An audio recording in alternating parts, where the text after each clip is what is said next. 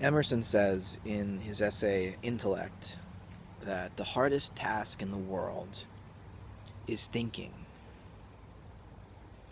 For him, thinking is that aspect of our experience of the world that, despite whatever we may know of nature through science,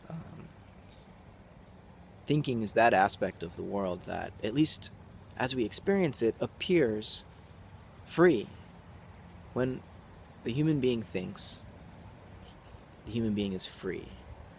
Now, we may say that our circumstances, the family into which we are born, the class into which we are born, the biology that we are born with, that all of these things are in some way fated. They're determined by causes outside of our control, outside, beyond our freedom. But when we talk about thinking, it seems to be something that is at least potentially not conditioned or determined by all of these external factors. And I say that we experience freedom. It's in that way, it's an appearance. We can't know for sure that we are free agents, but certainly it feels that way to us. And this feeling of freedom is, I would say, a fact. We all experience it to the extent that we are basically law-abiding members of civilization. Certainly, I think the feeling of freedom often can provoke us into disobeying the law, but always for a reason. In other words, we're able to give reasons for any law that we may break, because the laws themselves are not given for all time. They are continually in the process of being reasoned out, in courtrooms by judges and lawyers, in congresses. They're being made, and by presidents and prime ministers, they're being executed. So laws, yeah, we can break laws as free agents, and so to be free doesn't just mean to be law abiding. But see, there's a strange contradiction here, and Emerson hits it when he says that he says in his essay Fate, to hazard the contradiction, freedom is necessary. Freedom is obedience to a higher law than that which we find in the external world around us. Freedom is obedience to the law of the soul, as Emerson would say. But it's not as though he doesn't really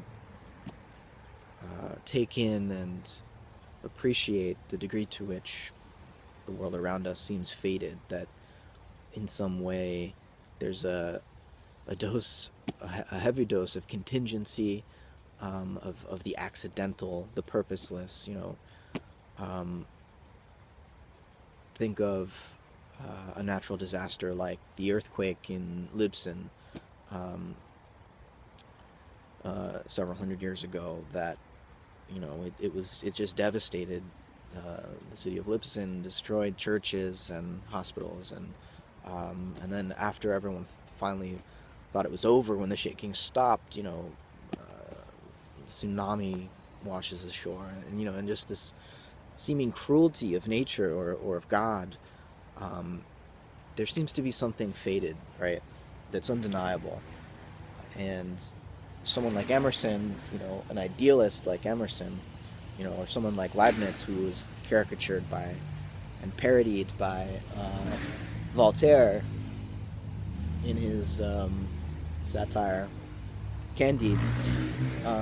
Emerson is often accused of being too idealistic in that he would ignore such contingencies, such seeming cruelties, such seeming interruptions of divine providence, of the unrolling of God's plan in time. But in this essay, Fate, Emerson really brings home that he does recognize the fated dimension, the deterministic, the seemingly purposeless dimension of our experience, he says, we cannot trifle with this reality, this cropping out in our planted gardens of the core of the world. No picture of life can have any veracity that does not admit the odious facts. A man's power is hooped in by a necessity which, by many experiments, he touches on every side until he learns its arc. The element running through entire nature, which we popularly call fate, is known to us as limitation. Whatever limits us, we call fate. If we are brute and barbarous, the fate takes a brute and a dreadful shape. As we refine, our checks become finer. If we rise to spiritual culture, the antagonism takes a spiritual form. In the Hindu fables, Vishnu follows Maya through all her ascending changes, from insect and crawfish up to elephant. Whatever form she took, he took the male form of that kind, until she became at last woman and goddess, and he a man and a god. The limitations refine as the soul purifies, but the ring of necessity is always perched at the top. And Emerson goes on to say then, thus we trace fate in matter, in mind, and in morals, in race, in retardations of strata, and in thought and character as well. It is everywhere bound or limitation. But fate has its lord, limitation its limits. Fate is different seen from above and from below, from within and from without. For though fate is immense, so is power, which is the other fact in the dual world, immense. If fate follows and limits power, power attends and antagonizes fate. We must respect fate as natural history, but there is more than natural history. For who and what is this criticism that pries into the matter? Man is not order of nature, sack and sack, belly and members, link in a chain, nor any ignominious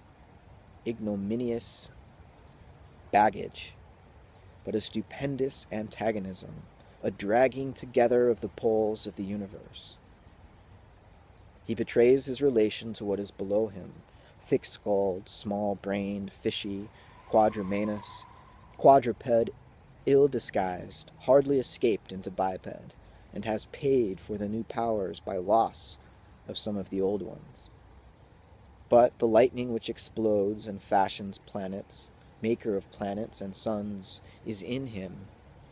On one side, elemental order, sandstone and granite, rock ledges, peat bog, forest, sea and shore.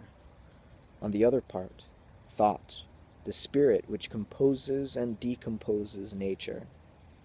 Here they are, side by side, God and devil, mind and matter, king and conspirator, belt and spasm, all riding peacefully together in the eye and brain of every man.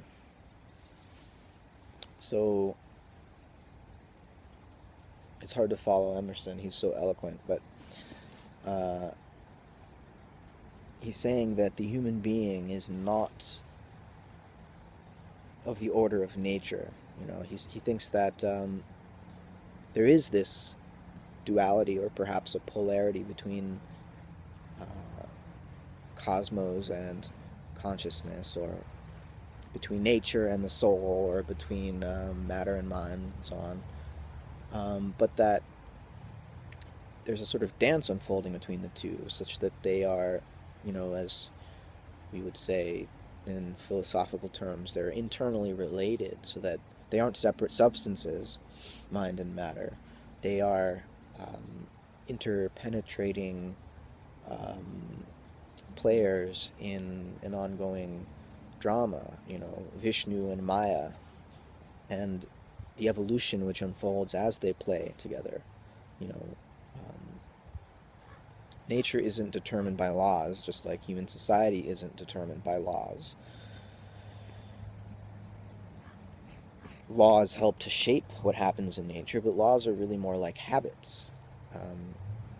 They arise in the course of time and they recede again into time. Um, Physical habits last a lot longer. They're more enduring than biological or mental habits or cultural habits. But still, all the way down, you're dealing with an evolutionary process. Even physics admits that all the elements which make up the natural world that we see before us have arisen in time. They're not just given once and for all. There is no smallest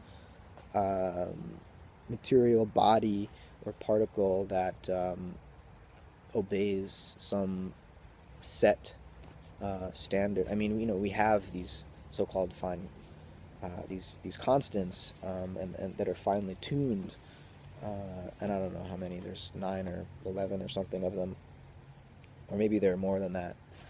Depends who you ask, I guess. But these constants are a limitation of our own mathematical understanding, and everyone assumes that there must be some unifying principle at work beneath this seemingly random seemingly random array of constants.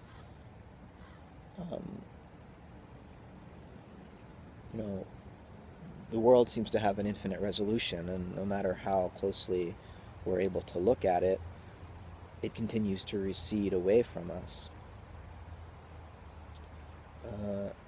And so it seems in that way that while so much of nature appears fated, deterministic, mechanistic, there is an inner dimension to it that is free and creative and as yet unbound by this hoop of fate that Emerson is talking about. The hoop of fate is spinning. It's it hasn't yet closed in upon itself.